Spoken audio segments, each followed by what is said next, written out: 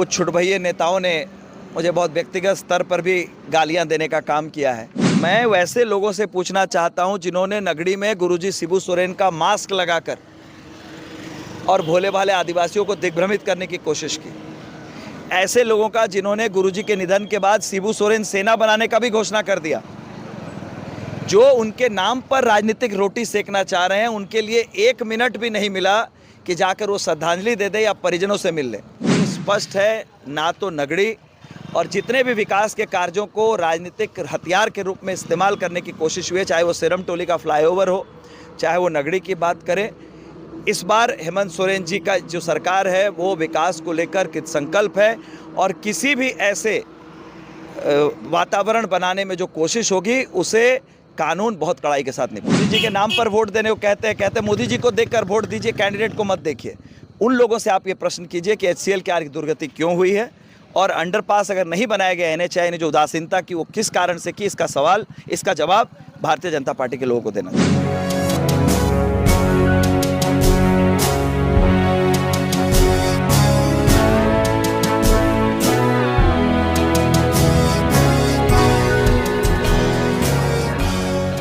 नमस्कार, जोहार। आप देख रहे हैं छोटा नागपुर लाइव और मैं हूं दशरथ प्रधान। इस दौरान हम जो है घाटशिला का भ्रमण कर रहे हैं और घाटशिला में घाटशिला के खास एपिसोड हम चला रहे हैं और इसके माध्यम से हम लोगों से जानने का प्रयास कर रहे हैं कि इस बार उपचुनाव में क्या होने वाला है, इस बार उपचुनाव में क्या हवा है, क्या चर्चा है।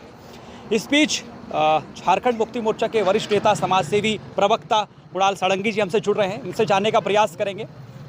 उपचुनाव का बिगुल बज चुका है, तैयारियाँ शुरू हो चुकी है और आज जो है परिवहन मंत्री जी का भी आना हुआ था घाटशिला क्षेत्र में। लगातार वो आ भी रहे हैं और दौरा शुरू हो चुकी है। दोनों तरफ से जो है रस्साकसी तेज हो चुकी है।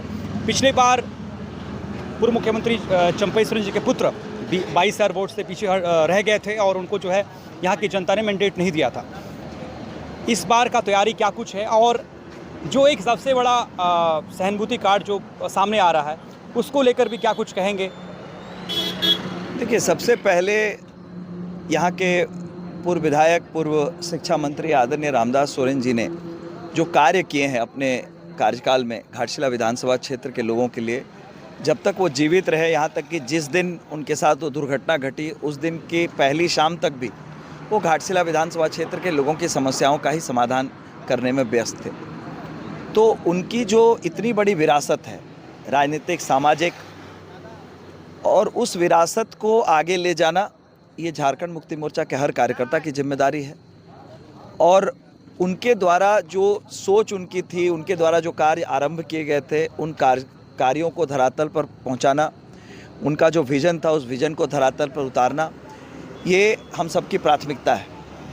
और हमें उम्मीद ही नहीं, दृढ़ विश्वास है कि विभूति भूषण बंदोपाध्याय की कर्मभूमि घाटशिला निश्चित रूप से आदरणीय रामदास सोरेन जी के कार्यों का जो परिणाम है वो निश्चित रूप से चुनाव में झारखंड मुक्ति मोर्चा के जो प्रत्याशी होंगे उनको विजयी बनाकर देगी।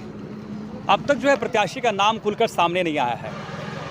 क्या पारिवारिक कुछ ऐसे है कि दो भाइयों के बीच में या फिर इस बीच जो है उनकी धर्मपत्नी को जो है टिकट देने की पार्टी सोच रही? देखिए, सारा मीडिया स्पेकुलेशन है, मीडिया ट्रायल्स हो रहे हैं, ऐसा कुछ भी नहीं है। हम सब लोग रामदास सोरेन जी का जो विज़न था उसको किस तरह से आने वाले सालों में उसे आगे बढ़ाया जा सके, जो बचा हुआ कार्यकाल है उसमें उनके विज़न को धरातल पर उतारा जा सके, इस विषय को लेकर हम लोग एकजुट हैं।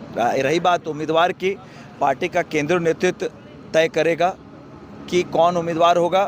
विधानसभा के चुनाव में पार्टी का सिंबल किसे मिलेगा, कौन टिकट मिलेगा, ये पूरी तरह से केंद्रीय नेतृत्व तय करेगा। बार बार एक चीज़ पे सवाल उठ रहे हैं और जिक्र भी हो रहा है कि अब तक मंत्री पद उनको क्यों नहीं दिया गया, क्योंकि पिछले बार जितने भी इस तरह के मंत्री कार्यकाल में जिनका भी देहांत हुआ था उनके पुत्र को हो या फिर उनके परिवार के सदस्यों को जो है मंत्री पद दे दिया जाता था। इस बार ऐसा नहीं हुआ। देखिए, ये परंपरा भी ये मीडिया के द्वारा ही इसे परंपरा बताया जा रहा है। ऐसी राजनीति में कोई परंपरा नहीं। राजनीति में सभी निर्णय जो होते हैं स्थानीय समीकरण को देखते हुए, स्थानीय कार्यकर्ताओं की भावनाओं को, और भी कई ऐसी चीज़ें होते हैं और ये माननीय मुख्यमंत्री महोदय का विशेषाधिकार है। वो किसे मंत्रिमंडल में रखना चाहते हैं, कब रखना चाहते हैं, ये पूरी तरह से उनका विशेषाधिकार है। और इससे मुझे नहीं लगता है कि झारखंड के जो घाटशिला में जो उपचुनाव होने वाला है उससे इसका कोई रिश्ता है। ये मीडिया स्पेकुलेशन है, 2 बार कोई चीज़ हुई है, ज़रूरी नहीं है कि वो तीसरी बार हो। इसलिए इसको आधार बनाना या इस पर टिप्पणी करना मुझे नहीं लगता है बिल्कुल प्रासंगिक है।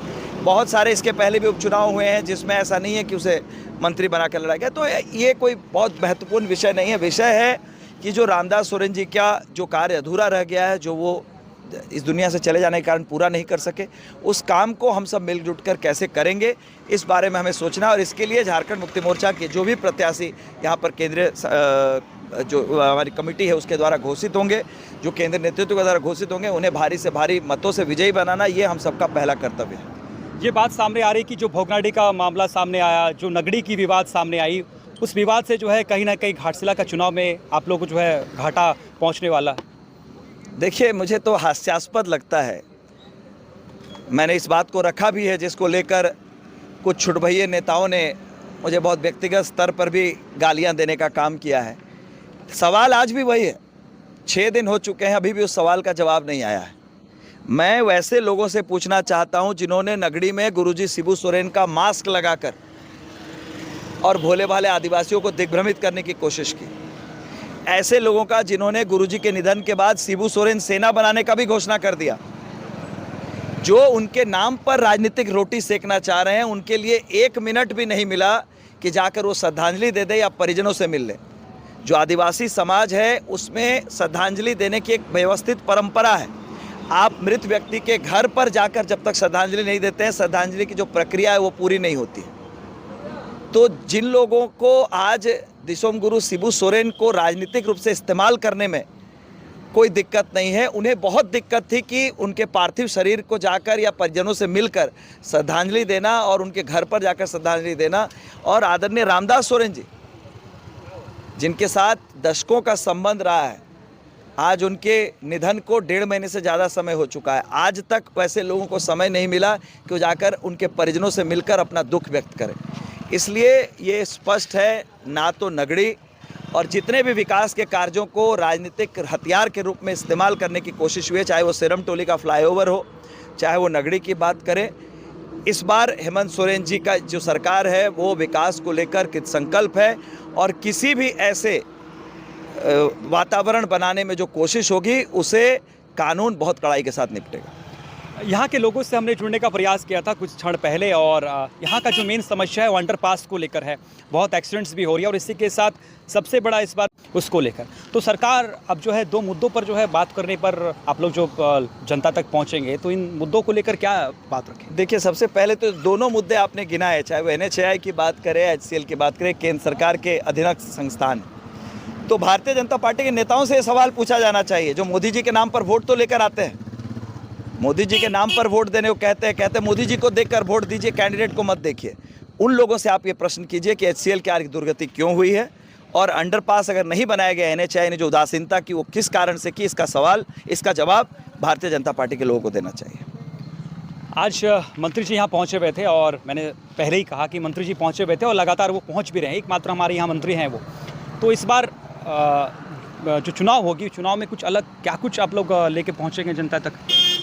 देखिए, दीपक बिरुआ जी का जो अनुभव है बहुत ही गंभीर और परिपक्व मंत्री हैं, और उनके अनुभव का लाभ निश्चित रूप से पार्टी को मिलेगा। हम सभी उनके अनुभव से सीख कर ही इस चुनाव में जो भी भूमिका हम लोग सभी को दी जाएगी उस भूमिका को निभाएंगे। और ये बहुत बड़ा सौभाग्य है हम लोगों के लिए कि इतने राजनीतिक रूप से परिपक्व नेता का नेतृत्व झारखंड में आज घाटशिला उपचुनाव में हमारी पार्टी को मिलने जा रहा है।